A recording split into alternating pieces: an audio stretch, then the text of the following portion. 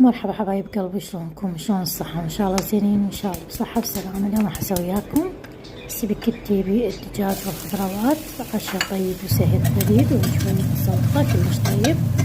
هنا أنا مثل ما شفتوا خليت البصل على النار بس ياخذ هذا اللون الحلو. راح اضيف الدجاج مقطع مكعبات صغيرة بهذا الشكل. عندي صدرين من الدجاج خليتهم بهذا الشكل، مسوية البصل حتى تصير لونها أبيض. نحمسون شوية. أضيف البهارات، عندي كاري وبابريكا وشوية بهارات الدجاج وشوية من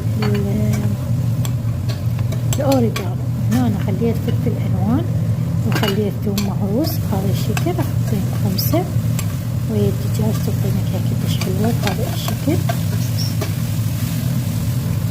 طبعا هسه راح اضيف جزر، انا ما عندي جزر طازج، خليت جزر مجمد عندي مبروش بهذا الشكل. خليت لقطعة من عنده.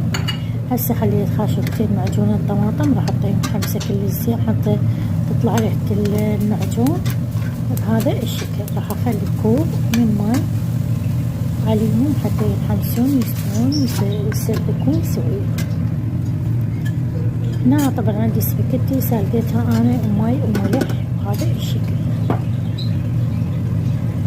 هذه الصلصة بعد ما استوت ويانا صارت كلش حلوة. خليت السباكيتي بهذا الشكل، حركتهم تحريكة حلوة وراح اضعف النار واخليهم لمدة 5 دقائق على نار هادئة حتى تتشرب كل المكونات. وهاي هي السباكيتي قدمناها وياكم، ان شاء الله تعجبكم حبايب قلبي. ولا تنسوني باللايك والتعليق والاشتراك وضربوا على الجرس حتى يوصلكم كل شي جديد. ودمتم في امان الله.